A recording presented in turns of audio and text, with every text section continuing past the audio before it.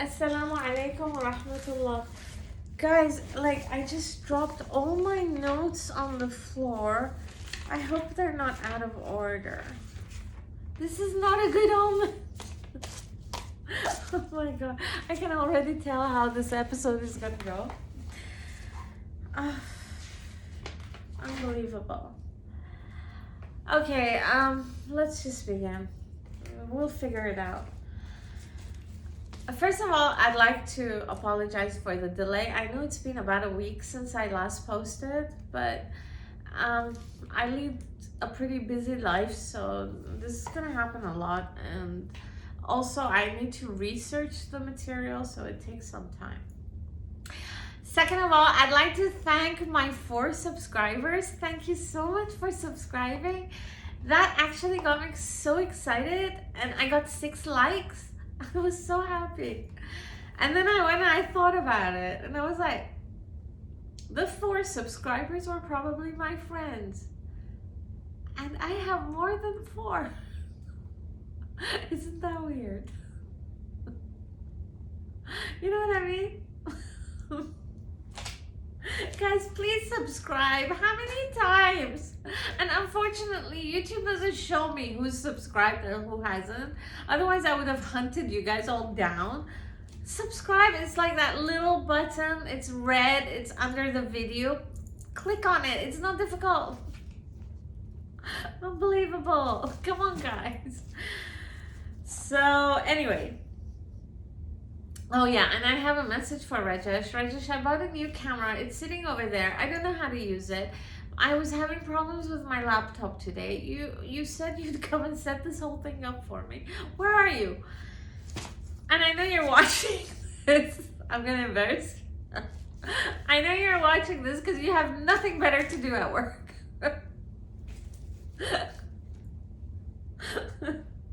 So please. Okay. So I'm just gonna jump into this because I don't have time, and it's quite a lot of material to go through. But I wanted to start off by saying Sayyidina Abu Bakr Al-Siddiq radiallahu anhu was one of my favorite companions prior to researching him. Now he's like the favorite. I'll tell you why. Like recently, like for the past 2.5 months, I've been doing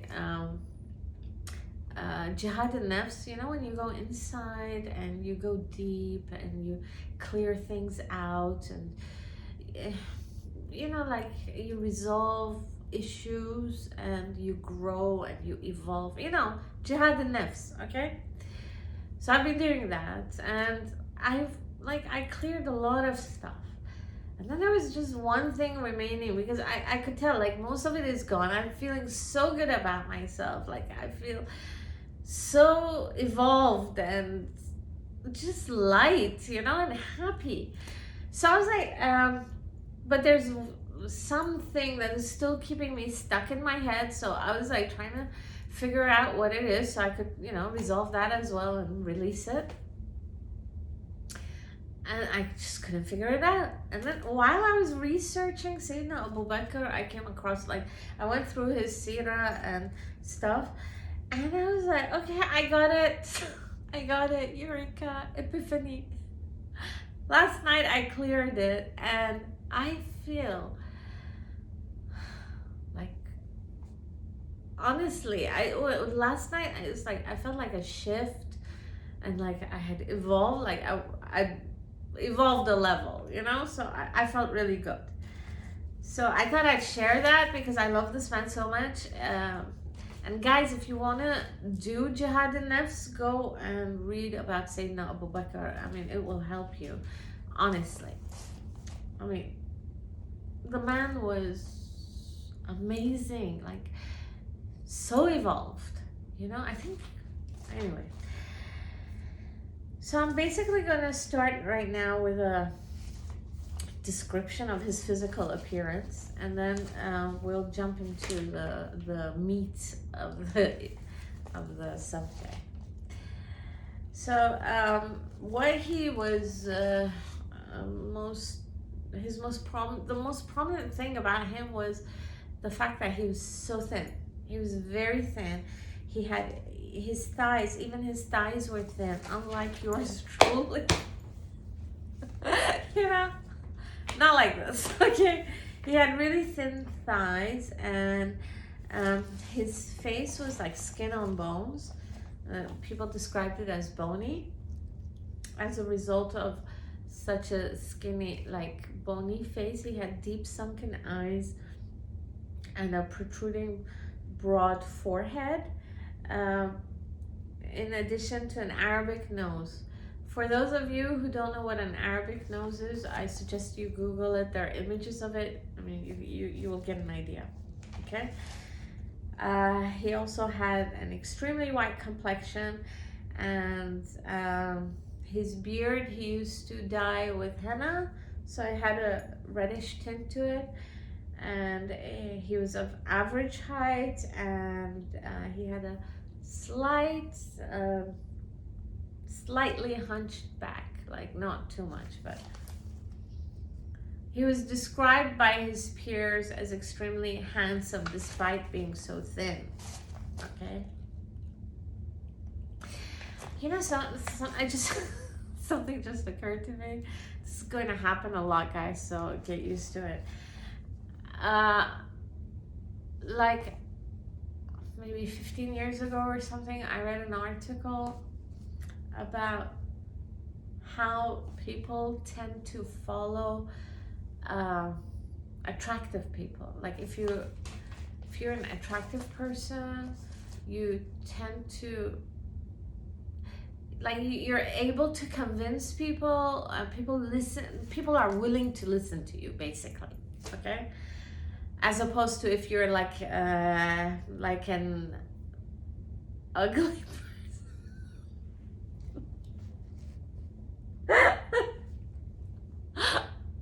I mean, less attractive.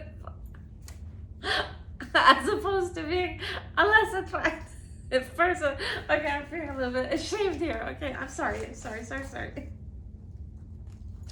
Okay. So, if you're an attractive person, you have a greater chance of making people follow you. And then I noticed, like, when you read the history books, like the Prophet himself, all of his companions, they were all extremely attractive men. So, I don't think it was a coincidence. Like, I think God did that purposefully. Because if you notice in the seerah and, like, when you read the history books, you will notice that the infidels were like less attractive, right? So I'm thinking it was intentional, because all of them, like Sayyidina Umar, Sayyidina Ali, Sayyidina Uthman, Hamza, Sayyidina Hamza, who else? Khalid bin Walid, Sayyidina Khalid. يعني think about it. They were all good-looking men, right? So, yeah, why did I... Yeah, something to think about. Just, I thought it was interesting, so... Okay, so here we go. Yeah. Now we can talk about... The way I want to cover this is basically... I'm not going to cover it the usual way. I'm going to do it a little bit more interesting than the way it's done usually. I'm going to think out of the box, and then you guys tell me what you think, okay? Like, judge it for me. But don't be harsh, okay? Don't be mean. Okay, so his name was actually Abdullah bin Uthman bin Abi Quhafa. It wasn't Abu Bakr Al-Siddiq. That was the name the Prophet gave him, sallallahu alayhi wasallam. And he was of the Bani Taym tribe. You know what just occurred to me? If I had told you guys that this would be an episode about Abdullah bin Uthman bin Abi Quhafa, you guys would not have known who I was talking about, right? Interesting. Which actually leads really nicely into my next point. Okay? Like Abu Bakr Siddiq, yeah? Uh, okay, why the hell did I write this? This is so... Right. Okay. Yeah, we need to analyze his name, Al-Siddiq. Abu Bakr Al-Siddiq, okay? Why did the Prophet name him Al-Siddiq? The Prophet never named people just like that, you know? There was a reason. Like, when he named someone, we should really look into that name, right? So what does As-Siddiq mean? The literal meaning of it.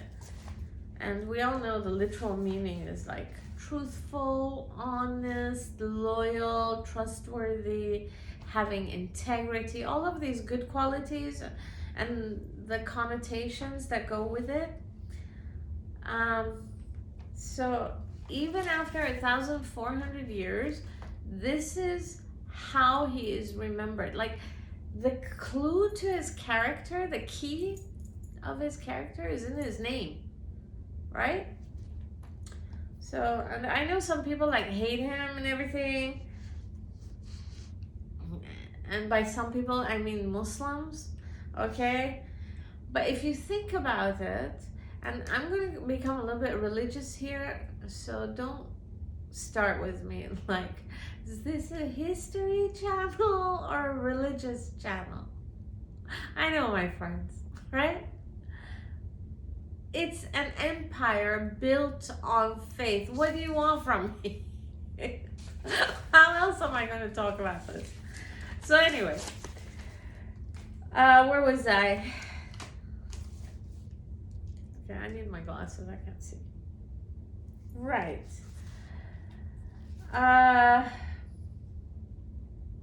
Yeah, so when Allah loves someone, basically, he makes sure that that person is respected, right?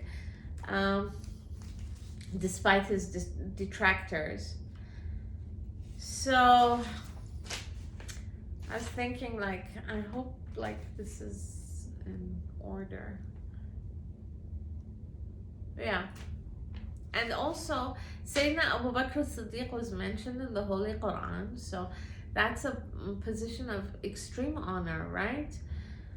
To be mentioned in God's holy book.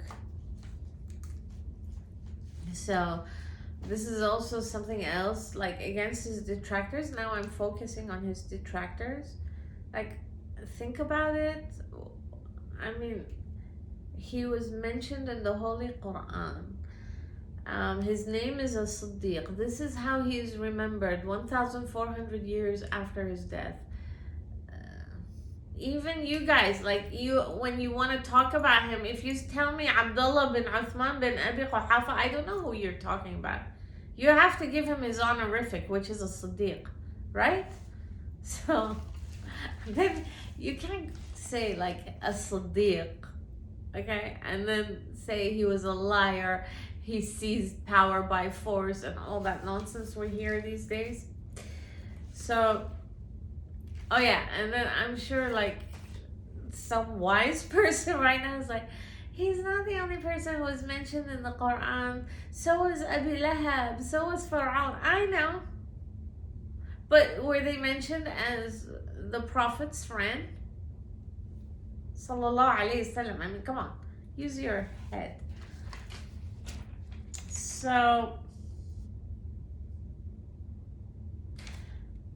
and if you tell me, okay, like, the meaning of his name is truthful, honest, loyal, trustworthy, has integrity, blah, blah, blah, all of this stuff, okay? And then you tell me, but he was a hypocrite. What are some of the accusations against him? I have it right here, okay? He was malicious, he was hypocrite, he concocted some sort of conspiracy with Sayyidina Umar to seize power. Like, he had no integrity whatsoever. You're contradicting yourself, right? Because you just told me his name is Al-Siddiq, and then you turn around and said, I think he's blah blah blah, and I just dropped my pen. Today's not a good day. So you see what I mean? And I really get upset if anybody says anything about him because I really love him. Okay?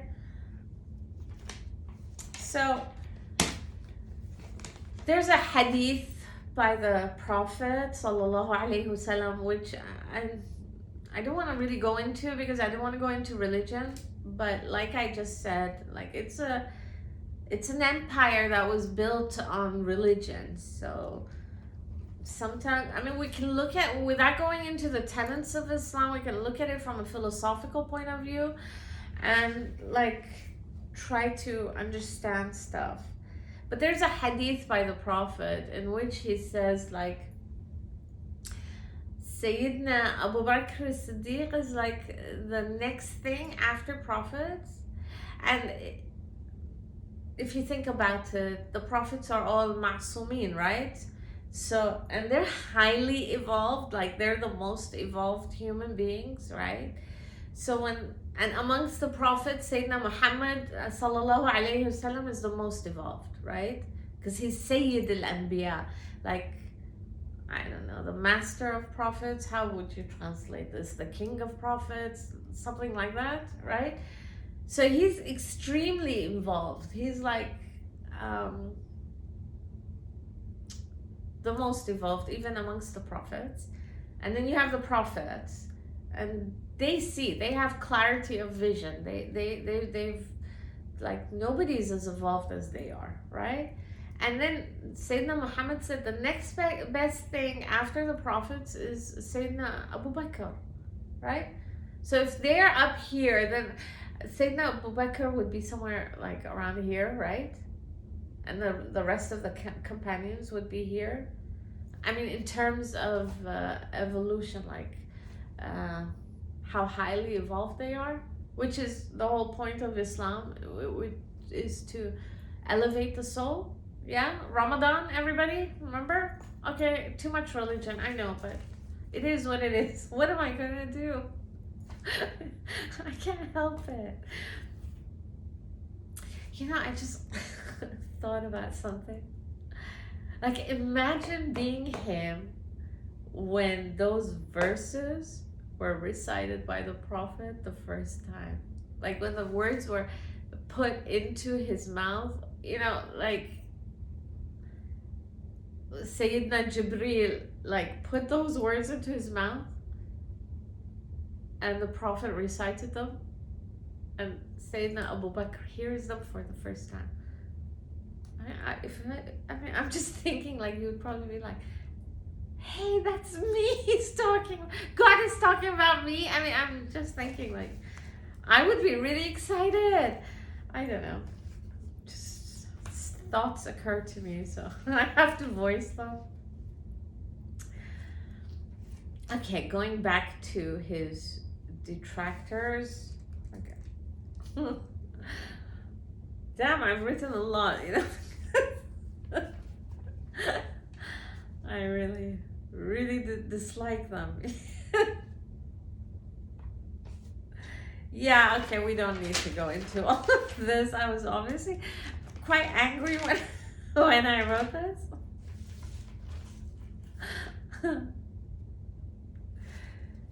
Yeah.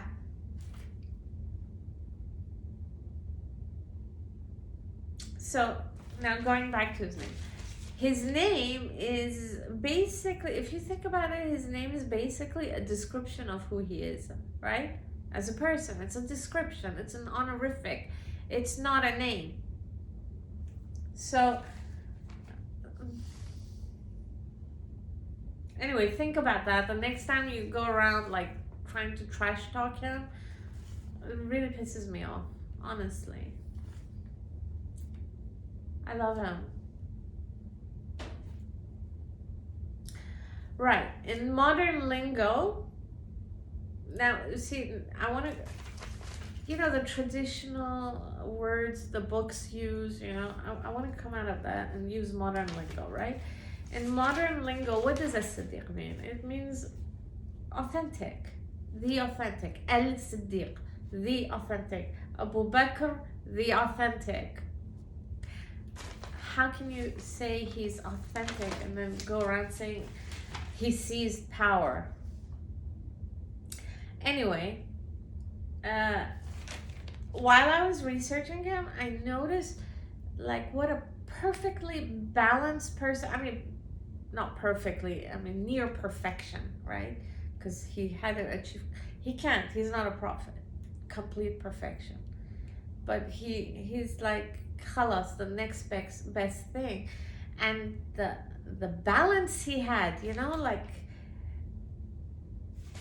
he was so good at balancing each and every aspect of his personality, and like the reason, like as I was researching him, the reason he was able to do this is because he got rid of his ego, you know. And you know how in the Quran, I think, okay, I have, yeah, you know, where God says nobody shall enter heaven, nobody with this much ego, you know, kibr, will enter heaven or something. Yeah, because you cannot achieve balance if you have ego and pride, right? And I'm not saying don't have any pride. Yeah, have self-respect. I don't use this as an excuse not to have self-respect. But I mean, as in, don't let it rule you. You know, don't be arrogant and egotistical and all those negative attributes a human being gets, and then he becomes asfal safilin as per the Quran, right? Because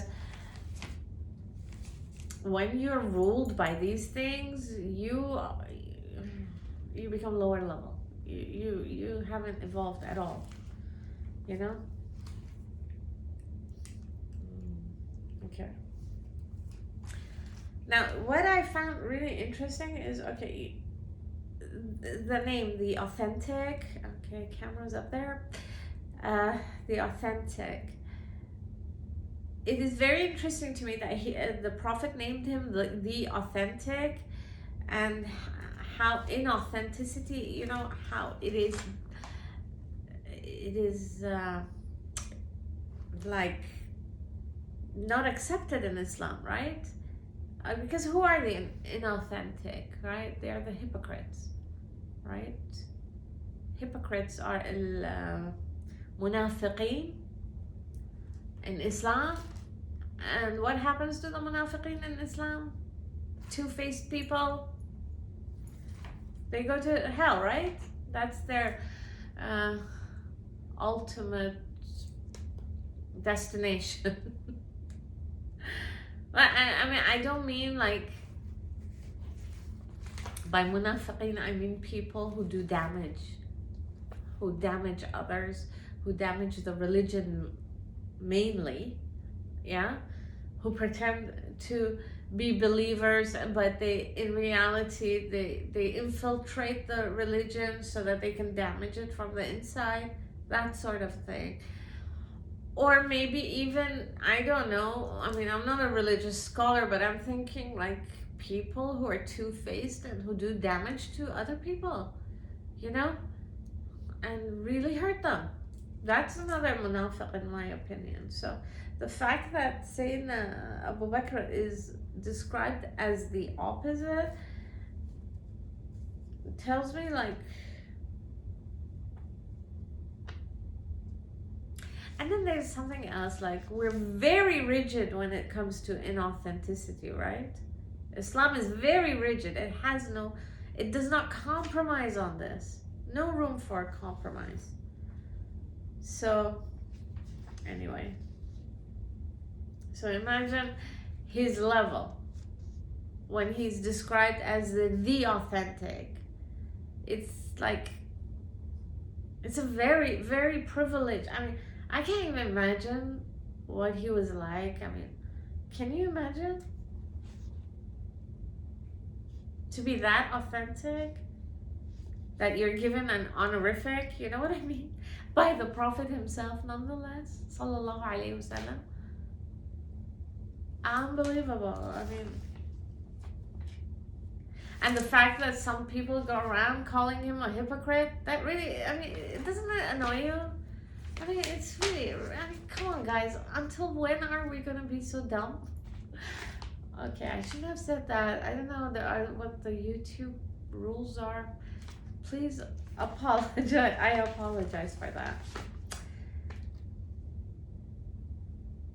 Anyway, I'm going on my gut feelings here, right? So you don't have to agree with any of this, but I'm just thinking, like, if you go deeply into the name, you understand him better than any of these superficial, literal translations of a Siddiq. Not superficial, literal.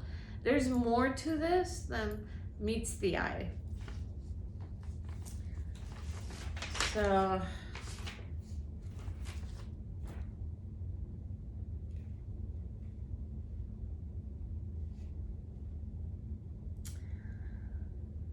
okay, I don't want to delve too much into religion, but like I said, like, this is an empire that was built on religion. So I'm just gonna skip some of this stuff because it's gonna become too religious, and I do want to keep this historical channel. What just occurred to me was, it is kind of important to look at this from a religious point of view. Well, not like I said, not the tenets of Islam, but from a philosophical point of view. Why? Because then you understand their motivation, why they behave the way they did. This was a fledgling of a state that brought down two great empires, like the superpowers of the time were brought down by this puny fledgling of a state. How? You know, I mean, I believe it was with God's support, because this is an anomaly in history. It's never happened before, and it has never happened since. The fact that two empires were brought down, ancient empires, you know. So, but what made these people come out of the desert and go and fight two great empires, you know, simultaneously, huh? They brought down two empires simultaneously. Subhanallah. So yeah, you kind of need to, like, look at it a little bit from a religious point of view.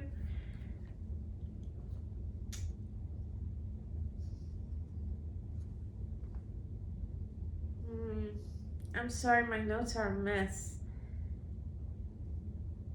But anyway, I made an interesting point here, like, about his balance, because for me, this, like, his balance to me is like amazing, right? You know how in Islam you're supposed to have one foot in this world, the material, dunya, one foot in al-akhirah, the other word, the ethereal world. That's how they pronounce it, right? I'm not sure. Anyway, you know, you have to, like, one foot here, one foot here, yeah, so that you have a balance as a human being. Because if you go too much into this world or too much into that world, you lose your balance. So you have to keep a balance, right, between the soul and the physical body. Yeah, the material world feeds the physical body, the ethereal world feeds the soul. Yeah, because you're made of two things, you're not made of just one, right? And then whilst you have this balance, one foot here, one foot here, you have to walk the straight path, right, to maintain balance. And it's really difficult. I mean, it's really difficult. Like, we have Muslims that go either completely into this world or completely into that, and they lose themselves. Like, they become unbalanced people, you know. Like, you have people who worship money. I mean, seriously, they worship money. And then you have people who blow themselves up, you know, because there is no balance. They've lost their balance, right? So when I was researching Sayyidina Abu Bakr, I swear to God, like, I was like, is this guy doing this in his sleep? I mean, I think he was doing it in his sleep. This is so difficult. We've all struggled with it, right? It's really difficult to maintain this balance. But I don't know. I don't think he was even, I don't even think it was a struggle for him. I mean, this is how evolved he was.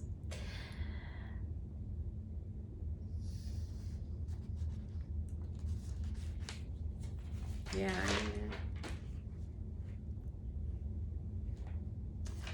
And, it does say a lot about him, because when you're talking about a balanced person, a highly evolved person, they do not care about the material things in life, right? Like, for those people who say he seized power, blah, blah, blah, blah, blah. When you reach this state of elevation, you don't care about these things. They mean nothing, right? I mean, for those of us who like elevate a little, these things become immaterial. I mean, yeah, you strike a balance. You need material goods to live, but are they like the most important thing in life? Or do you know what I mean? Like, so for you to come and tell me that somebody this highly evolved cared whether he was in power or not, then you haven't understood anything. I'm sorry, but it is what it is, I mean, it wasn't about somebody this evolved. It's not about power. It's not. It's about duty. It's like they don't care if anybody calls them caliph, that's not, or like people, I don't know, people who love power, what is it they're looking for? They're looking for a status, maybe, yeah? This is not or for people to obey them, I don't know, what is it? This is not what this man was about, radiallahu anhu. So, for me, another connotation of the name Al-Siddiq could also mean justice. I think it does.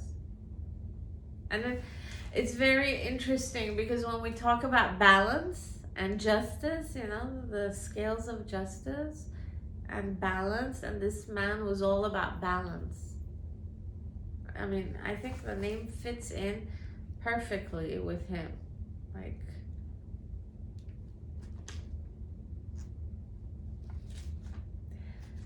right.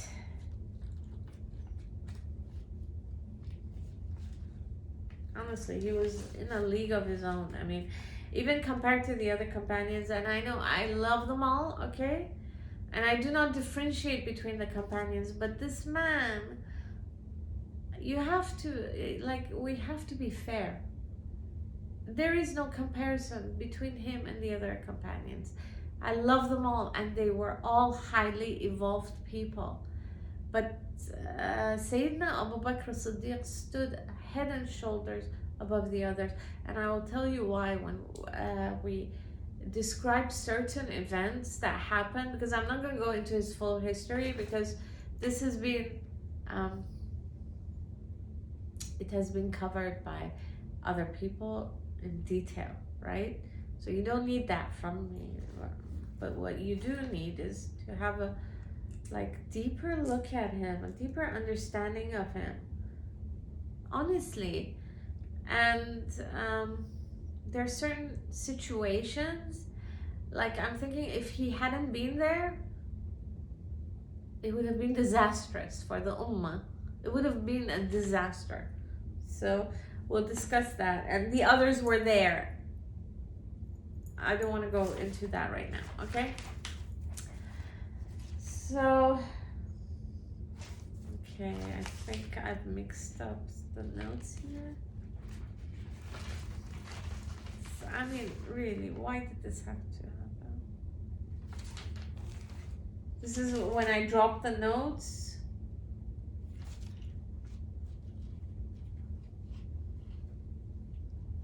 Okay, I just want, how long have I been talking? 35 minutes. Okay, let's try to finish this off. I just want to give you some more of his attributes. I mean,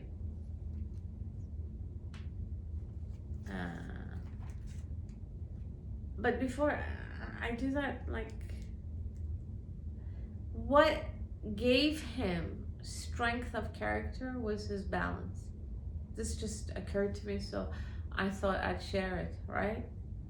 Because when you're a balanced person, like, every single part of you is balanced,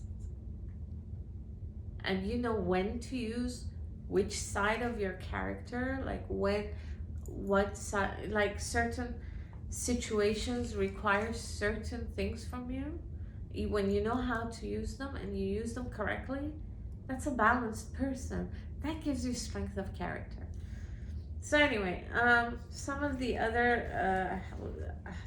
his other attributes are like courage, clarity of mind. He was decisive when he needed to be, but he was also kind, gentle, merciful. This is what he's most famous for, right? Being compassionate. Sayyidina Abu Bakr. Like, it's his main attribute. When we say Abu Bakr Siddiq, everybody is like, yeah, he's so compassionate, right? He had heba. How would you translate heba into English? Like, stately presence, like presence. That's actually quite a good translation. But at the same time, he was humble, he was modest. Like, this man, he amazes me. You know, he had presence, and stately presence, because people acknowledged that in him. Like, it wasn't like he was forcing it on people. He was so balanced, it came automatically. So extremely well-rounded. And he was patient, he was disciplined, he was stable, he was warm, he was caring, he was generous. And when we say he had integrity, it automatically means that he had strong morals, strong principles. He was complete. I mean, this man, seriously. Okay. I'm just gonna try to wrap this up because I've spoken for nearly 40 minutes.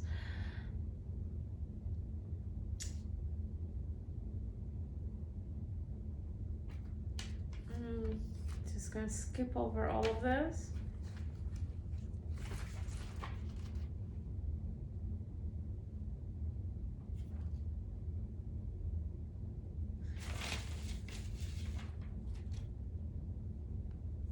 Okay, I'm just gonna give you a story, a pretty famous story. I'm sure you all know it, but I mean, we can just, to refresh our memories, repeat it. When he was a kid, his father took him to the temple to worship idols. Remember that story? And when he took him there, he told him, now prostrate to these idols, they are your gods. Remember? And then he left him. And then after he left him, he looked at the idols and he's like, they're all man-made, you know? They were made of clay. And he looked at them, he didn't really like it, you know, that he's supposed to prostrate to something that somebody else like him had made. So then he speaks to them and he tells the first one, feed me. And of course the idol doesn't respond. And then he tells the second one, quench my thirst. Okay, I have to make a comment here. You know, like in Arabic, the word is isqoni, right? Okay, which means like quench my, like give me water. Okay, it comes from the word asaqi, you know. So the I don't know who translated this. Okay, and they translated it into water me. I mean, come on, guys. And then our my Muslim friends who are not Arabs are like, why don't you guys translate more books? Trust me, it's better if we don't. Okay, water me. I mean, really. Okay, sorry about that. And then he turns around to the third one and he tells it, clothe me. Of course, nothing happened. Then he picks up a rock and he hits one of the idols, and the idol falls and shatters to the ground. And he's like, I can never prostrate to something like this in my life. And he never does, right? Later on, years later, when he's older, and he was a kid when he did that. Like, we have adults today. Okay, just never mind. Moving on.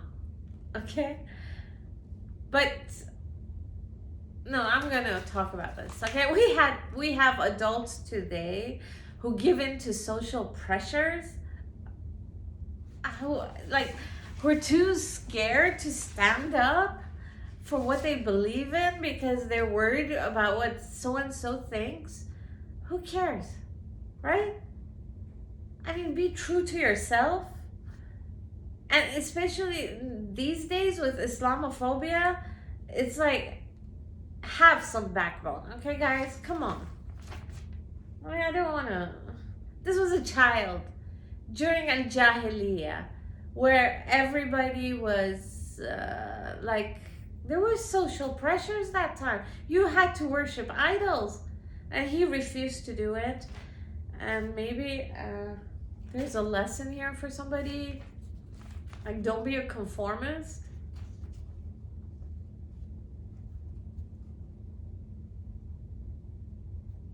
But anyway, so later on, years later, his friends noticed that this guy never goes to the temple. He never prostrates to the things, the idols, etc. So they told him, they asked him, like, why don't you prostrate to Allat and Al-Uzza? Allat and Al-Uzza were two of the main idols in Mecca at the time, in addition to Hubal, right? But Allat and Al-Uzza were female idols, right? And then he tells them, who are Allat and Al-Uzza? And then they're like, they're God's daughters. God's daughters, yeah. Astaghfirullah. And then he's like, really? So who was their mother? I mean, come on, guys. Logic. So they just stood there staring at him like they couldn't respond. Because how can... Anyway, so I thought I'd just remind you of this story. And that's it, basically. I'm just gonna end it here, I think.